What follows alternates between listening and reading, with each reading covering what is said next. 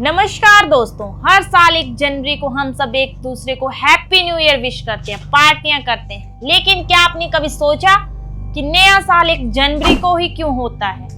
क्यों सितंबर का मतलब लैटिन में 7 होता है, लेकिन हम उसे 9वां महीना मानते हैं? और क्या हमारा भारतीय कैलेंडर यानी विक्रम संवत अंग्रेजों के कैलेंडर से ज्यादा वैज्ञानिक? चलिए आज के वीडियो में गहराई से समझते हैं। सबसे पहले बात करते हैं उस कैलेंडर की जिसे आज पूरी दुनिया फॉलो करती है, ग्रेगोरियन कैलेंडर। दोस्तों, इसे 1582 में पोप ग्रेगरी 13 ने बनाया था, लेकिन इसमें एक बहुत बड़ा लॉजिक फेल है। लैटिन भाषा में सेप्टेम का मतलब होता है 7, अक्टूब का मतलब होता है 8 और दिसंबर का मतलब होता है 10। तो फिर सितंबर 9वां, अक्टूबर 10वां और दिसंबर 12वां महीना कैसे बन गया?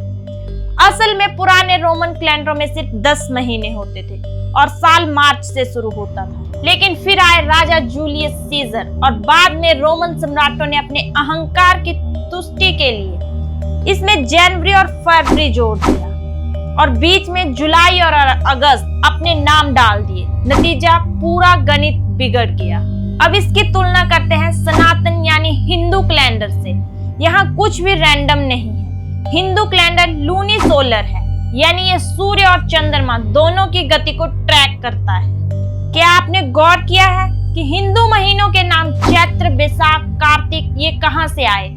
दोस्तों, ये विशुद्ध खगोल विज्ञान है। पूर्णिमा के दिन चंद्रमा जिस नक्षत्र में होता है उस महीने का नाम वही रख दिया गया है। जैसे अगर चंद्रमा चित्रा नक्षत्र में है तो महीना चैत्र कहलाएगा। ये है ना अमेजिंग? तो अब सवाल आता है कि सनातन धर्म के हिसाब से नया साल कब शुरू होता है? दोस्तों, साल 2026 हमारा नया साल 19 मार्च 2026 को शुरू होने वाला है। इस दिन चैत्र महीने के शुक्ल पक्ष की प्रतिपदा तिथि है। और मजे की बात देखिए, यहाँ पश्चिमी कैलेंडर अभी सिर्फ 2025 या 2026 की बात कर रहा है। हम सनातनी विक्रम संवत 2083 में प्रवेश करेंगे, यानी हम समय की गणना में दुनिया से 57 साल आगे हैं। ये गणना सम्राट विक्रमादित्य ने उज्जैन के विद्वानों के साथ मिलकर तैयार की थी, जो आज भी सुपर एक्यूरेट है। लेकिन दोस्तों, सबसे बड़ा अंतर है नेचर का। 1 जनवरी को क्या होता है? उत्तर भारत और यूरोप में हाड़ कांपने वाली ठंड होती है, पेड़ सूखते हैं, प्रकृति सो रही होती है। लेकिन जब हिंदू नया साल शुरू होता है तो प्रकृति में बदलाव दिखता है। पेड़ों पर नई कोपलें आती हैं, फसल पककर तैयार होती है और मौसम सुहावना हो जाता है। यानी यह कैलेंडर कागज की तारीख पर नहीं बल्कि धरती के असली चक्र पर आधारित है। क्या आपको पता है विक्रम संवत अंग्रेजी कैलेंडर से 57 साल आगे चलता है? अगर आज 2025 है तो विक्रम संवत के हिसाब से ये 2082 चल रहा है। इसका मतलब जब दुनिया को कैलेंडर का कभी पता नहीं था, भारत के पास एक स्टिक गणना मौजूद थी। यहाँ तक कि हमारे कैलेंडर में पल और कसन जैसी छोटी इकाइयों से लेकर करोड़ों सालों के युगों तक की गिनती मौजूद है, जो मॉडर्न क्वांटम फिजिक्स को भी टक्कर देती है।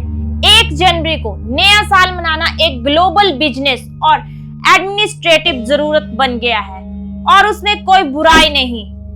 लेकिन अपनी जड़ों और उस महान विज्ञान को भूल जाना जो हमारे पूर्वजों ने हजारों साल पहले विक्रम संवत के रूप में हमें दिया था, ये गलत है। अगली बार जब आप नया साल मनाएं तो याद रखिएगा, असली बदलाव तरीकों में नहीं प्रकृति में आता है।